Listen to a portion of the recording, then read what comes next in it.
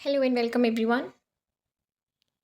जैसा कि हमने सारे हमारे 6 मेन मुग़ल एम्परर्स कंप्लीट कर लिए हैं, तो अब हमारे पास रहते हैं भक्ति movement, Sufi movement and 2-3 topics और उसके बाद मेडिवल इंडियन हिस्ट्री कंप्लीट है। सो इस वीडियो में हम भक्ति मूवमेंट के साथ बिगिन करते हैं। Dear Parul ma'am,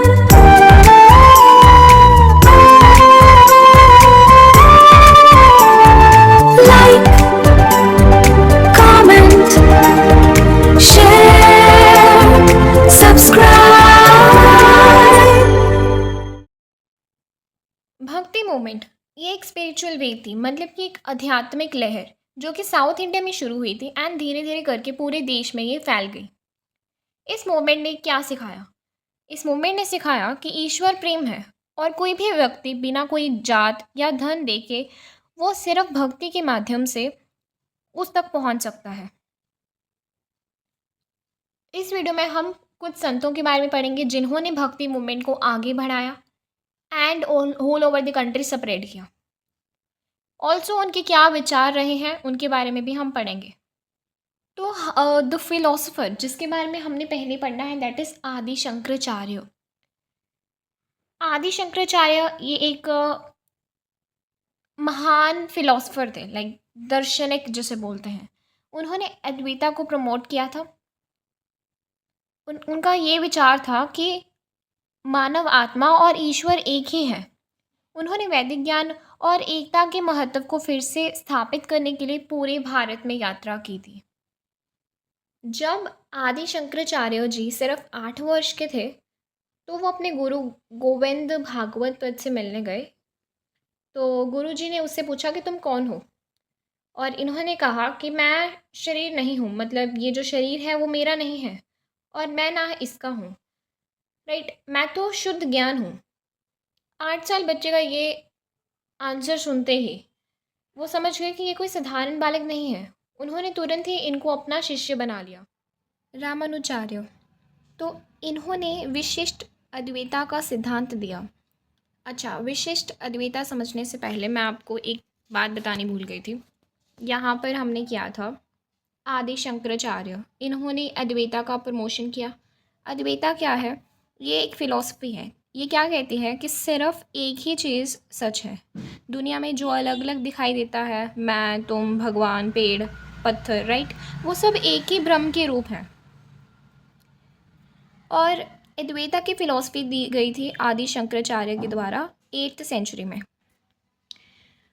और जो विशिष्ट अद्वैता है, ये एक ऐसी फ़िलॉसफी जो कहती है कि सब कुछ एक ही है लेकिन इसके अंदर वैराइटीज़ हैं।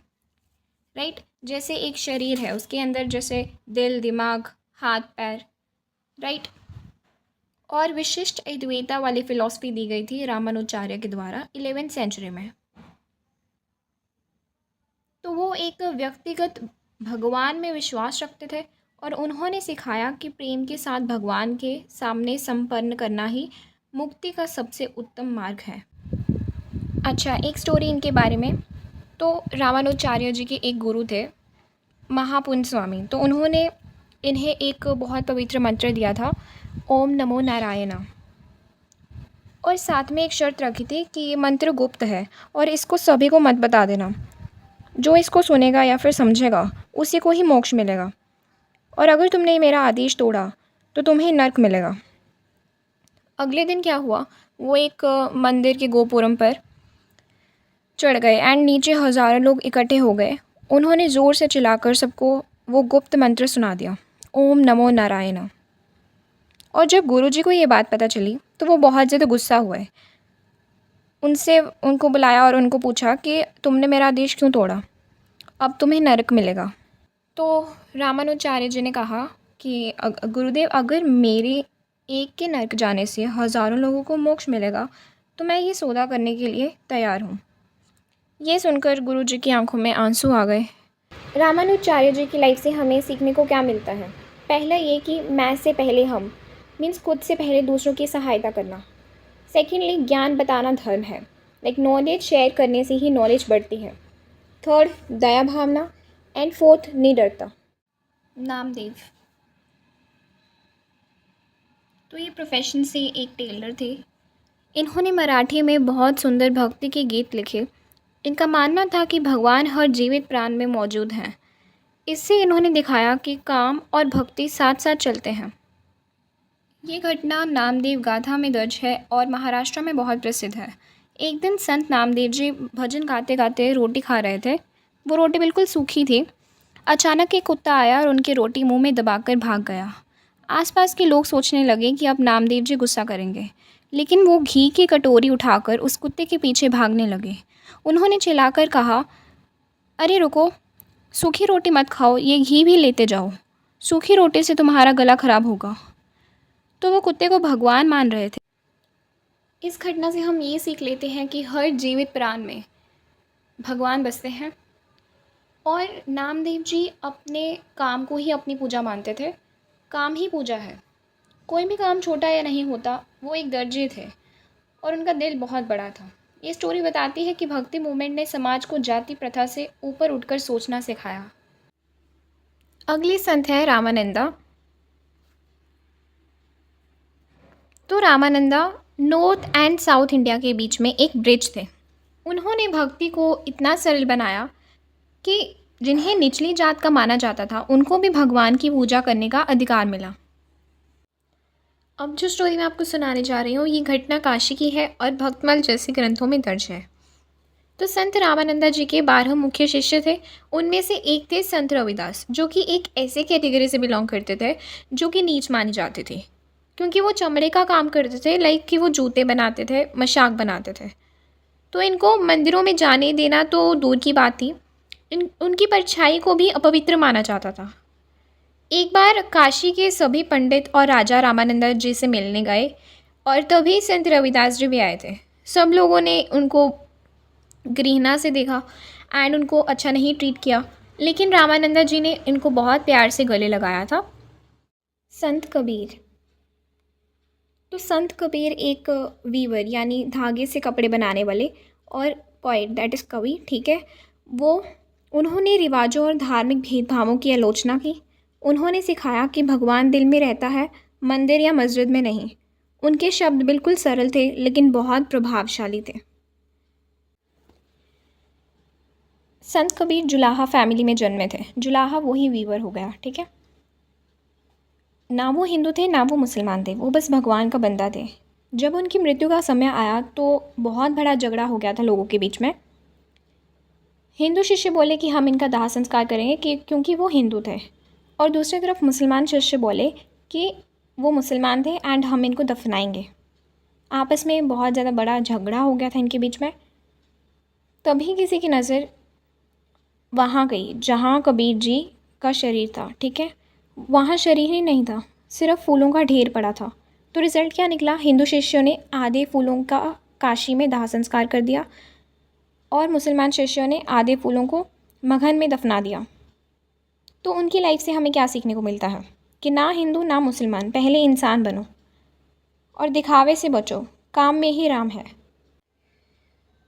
Next we talk about Shri Guru Nanak Dev ji. तो सिख धर्म के संस्थापक थे। उन्होंने एक ओंकार मतलब एक ईश्वर का संदेश देते हुए दूर दूर तक यात्राएं की। उन्होंने समानता, ईमानदारी से जीने और मानवता के भाईचारे पर जोर दिया। ये स्टोरी तो हम सभी ने बचपन से सुनी होगी। जब भी कोई इन पर ऐसे लिखने को आता था ये स्टोरी तो डेफिनेटली मेंशन करते थे। एम आई राइट? हाँ जी। तो ये घटना सुल्तानपुर लोधी की है और जन्म साखी में दर्ज है। तभी नानक जी की उम्र 18 से 19 साल तक थी। उनके पिताजी मेहता कालू ने उन्हें व्यापार करने के लिए 20 रुपये दिए थे और कहा कि बेटा कोई सच्चा सौदा करके लाओ जिसमें हमें कोई मुनाफा हो। तो जाते जाते रास्ते में उन्होंने भूखे साधुओं को देखा। वो साधु काफ़ी दिनों से भूखे थे। उन्होंने सोचा कि इससे सच्चा सौदा और क्या ही होगा, तो उन्होंने उस 20 रुपये का खाना खरीदकर सब साधुओं को खिला दिया। घर वापस वो खाली हाथ गए थे एंड पिताजी उन पर गुस्सा भी हुए, लेकिन उन्होंने बिल्कुल प्यार से आराम से उनको भी समझाया। और जिस जगह पर उन्होंने साधुओं को भोजन खिलाया उसी जगह पर आज गुरुद्वारा सच्चा सौदा बना है। नेक्स्ट है हमारे पास संत रविदास। अ कॉबलर बाय ट्रेड। कॉबलर मतलब चमड़े का काम करते थे, ठीक है। वो कास्ट सिस्टम के सख्त खिलाफ थे और एक मजबूत आवाज़ भी थे। उनका मानना था कि इंसान की कीमत उनके जन्म से नहीं, उनके कर्मों और भक्ति से होती है। और कास्ट सिस्टम क्या कहता है कि इंसान की कीमत बर्थ से पता चलती है। और संत रविदास इस चीज़ के खिलाफ थे। वल्लभाचार्य। तो वल्लभाचार्य ने पुष्टि मार्ग की स्थापना की, जो भगवान श्री कृष्ण की कृपा पर केंद्रित है। उन्होंने सिखाया कि कृष्ण का प्रेम बिना शर्त के है और हर भक्त के लिए सुलभ है। मीन्स हर कोई भक्त कृष्ण का प्रेम पा सकता है। एक कहानी है इनके रिलेटेड जो सुनी सुनाई जाती है। वल्लभाचार्य के 4 बेटे थे। उनके सबसे छोटे बेटे थे, वो बहुत ज़्यादा शरारती थे, राइट। उसने अपनी श्रद्धा भाव से श्री कृष्ण जी को भोग लगाया था। देखिए, ये जो कहानियाँ हैं ना, ये सच नहीं है, क्योंकि इनका हिस्ट्री में कोई एविडेंस नहीं मिला है। ये कहानियाँ लोगों के द्वारा ही बनाई गई हैं पूरी श्रद्धा भाव से। ये जस्ट एक श्रद्धा भाव को दिखाने का, राइट, वो एक तरीका है। लोग इन्हें सच भी मान लेते हैं जिनमें पूरी श्रद्धा होती है, लेकिन ये जस्ट भक्ति कथा है जो सुनी सुनाई जाती हैं। चैतन्य महाप्रभु। तो चैतन्य महाप्रभु ने भक्ति मूवमेंट को एक जॉयफुल सेलिब्रेशन में कन्वर्ट किया। वो कीर्तन यानी भगवान के नाम पर गाना और नाचना को लोकप्रिय बनाने के लिए जाने जाते हैं, जिससे कृष्ण के प्रति गहरा प्रेम व्यक्त किया जा सके।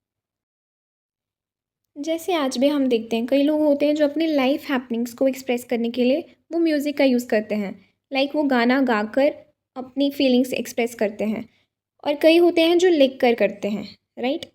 उसी तरह चैतन्य महाप्रभु ने भक्ति भाव को एक्सप्रेस करने के लिए इन्होंने भजन, कीर्तन, नाचना गाना इसका प्रयोग किया, एंड ये अब लोकप्रिय भी बन गई थी। लोग भी इसे पसंद करने लगे थे। और ऑल्सो ये नाचना गाना, भक्ति करना, ये लोगों की श्रद्धा बन गई थी। मीराबाई एक ऐसी राजकुमारी थी जिसने भगवान श्री कृष्ण की भक्त बनने के लिए सब कुछ छोड़ दिया था। उनके गीत और भजन ईश्वर के प्रति गहरी भावनात्मक प्रेम और विरह को व्यक्त करते हैं। नेक्स्ट संत हैं सूरदास। तो ये एक अंधे कवि थे। इन्होंने श्री कृष्ण के बचपन के दिनों को एक्सप्रेस किया है, गाकर इन्होंने एक्सप्रेस किया है। उनकी संजीव वर्णन और गहरी भक्ति ने पूरे नॉर्थ इंडिया में लाखों लोगों को प्रभावित किया। एक प्यारी सी स्टोरी है। कहते हैं कि सूरदास जी जन्म से अंधे नहीं थे। जवानी में वो बहुत सुंदर और विद्वान थे। उनको एक सुंदर स्त्री पसंद आ गई थी। उस स्त्री ने उन्हें कहा कि अगर इतना प्रेम तुम भगवान से करते तो क्या होता। ये बात उनके दिल में इतनी गहरी गई कि उन्होंने अपनी आंखें ही फोड़ ली ताकि वो फिर से कभी भी रूपजाल में ना फंसे। अपने आप से वो घृणा करने लगे। उन्होंने श्री कृष्ण जी के बहुत से छंद लिखे थे। लोग पूछा करते थे कि अंधे होकर तुम इतना संजीव कैसे लिख लेते हो। उन्होंने कहा कि ये आंखें बंद हुई हैं तभी तो दिल की आंखें खुली हैं। तुलसीदास। तो इन्होंने रामचरितमानस लिखा, जो रामायण का ही एक रूप है। आम लोगों की भाषा अवधी में लिखा था। इससे भगवान राम की कहानी आप जनता तक पहुंच पाई और सबकी प्रिय बनी। शंकरदेव। इन्होंने असम में भक्ति मूवमेंट फैलाया। इन्होंने एक शरण धर्म को बढ़ावा दिया, जो भगवान के नाम का जप करने और अपने समुदाय में समानता पर जोर देता है। एक शरण धर्म क्या है? मतलब एक ही भगवान की शरण को अपनाना। एक मराठी संत एकनाथ। तो एकनाथ एक मराठी संत थे जो सोशल इक्वालिटी में बिलीव रखते थे, लाइक सामाजिक समानता। उन्होंने बहुत सारे अभंग लिखे और मानते थे कि आध्यात्मिक जीवन और गृहस्थ जीवन एक साथ सुंदर तरीके से चल सकते हैं। एक बहुत बढ़िया स्टोरी है इनके बारे में भी। तो एकनाथ जी रोज़ गोदावरी नदी में नहाने जाते थे। एक दिन एक लड़का उन पर थूक कर भाग गया। एकनाथ जी बिना गुस्सा किए वापस नदी में नहाए। लड़का फिर से थूक गया। एकनाथ जी फिर से नहाए। ऐसा 108 बार हुआ और 108वीं बार एकनाथ जी ने उस लड़के को गले लगा लिया और कहा कि बेटा, तेरे कारण ही आज मुझे 108 बार गंगा स्नान का पुण्य मिल गया। और उनका धन्यवाद भी किया। तुकाराम तो ये लोकप्रिय एक मराठी कवि थे। इनकी रचनाएं गहरी मानवीय भावों से भरी हैं। इन्होंने ढोंग और पखंड के खिलाफ बोला है और श्री कृष्ण के नाम पर विश्वास पर जोर दिया है। नेक्स्ट है रामदास। तो रामदास एक शिक्षक भी थे और एक मार्गदर्शक भी थे।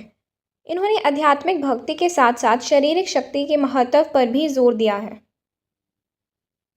इन्होंने सिखाया है कि एक भक्त को जीवन में एक्टिव और डिसिप्लिन होना चाहिए। सक्रिय मतलब कि फुर्तीला काइंड ऑफ, एंड अनुशासित।